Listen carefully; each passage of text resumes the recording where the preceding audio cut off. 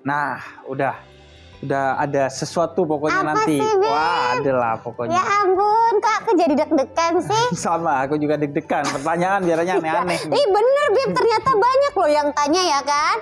Nih gara-gara perkara kona'ah doang nih. Ada yang nanya dari Rangga_Dani04. Bib, gimana menanamkan rasa kona'ah pada jiwa yang fakir dan miskin? Ya Allah, udah fakir miskin pula lagi Bib. Gimana tuh? Jadi caranya ya pertama ya, kona'ah itu bukan cuma buat orang kaya, tapi juga buat orang miskin. Caranya adalah dengan merasa cukup atas apa yang telah kita dapatkan dari Allah. Dengan apa? Dengan memaksimalkan usaha. Karena kalau usahanya belum maksimal, susah tuh untuk kona'ah. Oh, jangan-jangan kalau gua begini, seharusnya gua dapat ini. Kalau begitu seharusnya dapat itu. Maksimalkan, setelah itu ya udah merasa cukup, karena ya inilah berarti yang Allah ridhoi untukku. Karena yang terpenting kan hidup itu nyari rezeki ya, bukan nyari duit. Rezeki itu sedikitnya pun itu akan membuat kita cukup dan bahagia. Karena rezeki nggak melulu tentang duit gitu. Benar. Ya. Karena duit banyaknya pun kadang membuat kita tidak pernah merasa cukup atau bahagia. Iya sih. Apalagi sedikit. Iya, makin nggak kadang kalau sedikit, kalau kita ikhlas menerimanya, kona'ah, justru itu membahagiakan. Jadi akhirnya orang kaya sama orang miskin itu sama-sama diuji dengan sifat kona'ah. Jangan kira, oh kalau miskin pasti kona'ah, belum tentu. Iya ya. Kalau kaya pasti gak kona'ah juga belum tentu. Jadi gimana kitanya gitu ya? Kadang dia pasti gak kona'ah. Kenapa? Gak pernah berbagi. Lu bagus. Berarti berbaginya mungkin karena gak kelihatan kamu. Karena berbagi yang terbaik adalah yang gak kelihatan orang lain. Tangan kiri, tangan kanan memberi, tangan kiri tidak melihat gitu ya. Iya juga sih, bener. Oke, pertanyaan berikutnya ya Bib ya. Pertanyaannya dari Rofi_Cohen_IQ. Kiat-kiat untuk bisa kona'ah di zaman sekarang, di mana secara tidak langsung standar hidup meningkat. Iya. Jadi pertama ya, hidup sesuai dengan kebutuhan, bukan sesuai dengan keinginan. Sulit. Iya. Iya itu. Iya kan? Karena seringkali kita nih sekarang hidup itu bukan hanya mencari kebutuhan, tapi mencari keinginan. Kepuasan.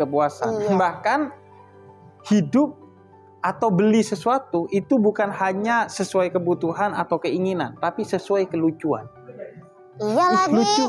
Lucu dibeli, padahal gak dipakai. Habib kayak nyindir saya deh. Enggak. Soalnya saya sering check out. Apa masukin keranjang, apa masukin lucu ya gitu. Aku gak nyindir, lebih ke mengkritik. Daripada nyindir mending langsung. Terima kasih Habib ya. Yang penting kan kata-katanya baik. Iya sih. Jadi kita itu sekarang hidup bahkan berdasarkan kelucuan.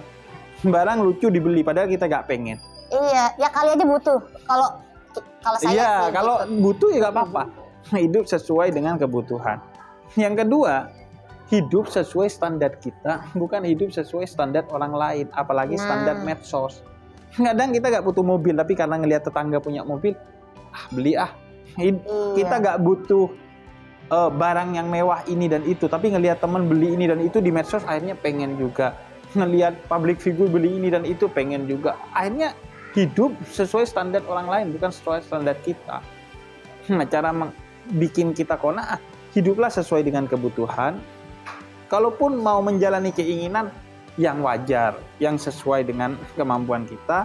Dan yang kedua, hiduplah sesuai dengan standar kita, bukan standar orang lain di luar sana. Iya sih, itu yang kadang-kadang tuh bikin kita nggak bersyukur, nggak ngerasa cukup. Karena ngelihat rumput tetangga terus, selalu warnanya lebih hijau mulu daripada rumput kita ya kan? Ya karena mata kita sebenarnya yang masalah. Kayak aku ke dokter mata berarti ya? Enggak juga, maksudnya mata batin kita. Kayak Bagina tadi kan, ngelihat orang lain itu kadang dibutuhkan kalau mata kita jernih. Ngelihat orang lain, gue gini-gini aja, ternyata ini adalah cita-cita bagi orang lain. Alhamdulillah. Ya Allah, ya alhamdulillah. Makanya dalam hal duniawi, lihatlah itu ke bawah. Masih banyak orang yang nasibnya tidak lebih baik dari kita. sehingga Jadi kita jangan bersyukur ya. Oh. Dalam hal yang sifatnya akhirat, lihatlah ke atas. Banyak orang yang ibadahnya lebih dari kita. Ayo kita bersemangat lagi dalam hal ibadah. Oh, jadi kalau urusan dunia lihat ke bawah, tapi kalau urusan akhirat lihat ke atas, gitu ya, Bib ya. Benar. Jadi agar kita terus ingat Allah, terus ingat orang-orang yang lebih dari kita.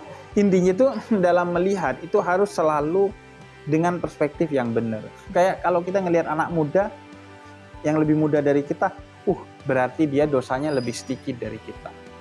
Kalau ngelihat orang tua, berarti ketaatannya lebih banyak dari kita. Jadi bukan perspektif dosanya kita lebih banyak iya, harus perspektifnya tuh positif. Selalu positif, ya ampun. Sama seperti saya tuh orangnya kan banyak kayak negatif thinking ya, Bib ya. Tapi kalau ketemu sama Habib tuh bawaannya jadi seger, jadi positif lagi, seseger es campur kayak Bib ya. Aku Enak banget. kan biasanya aku yang ditraktiri. Iya. Kali ini aku yang traktir. Lah serius, Bib? Iya kan tadi aku bilang tuh, aku ke belakang lu nyiapin. Ya Allah, kok Jadi, happy banget sih. Aku udah siapin kurma 2 potong sama air putih secangkir.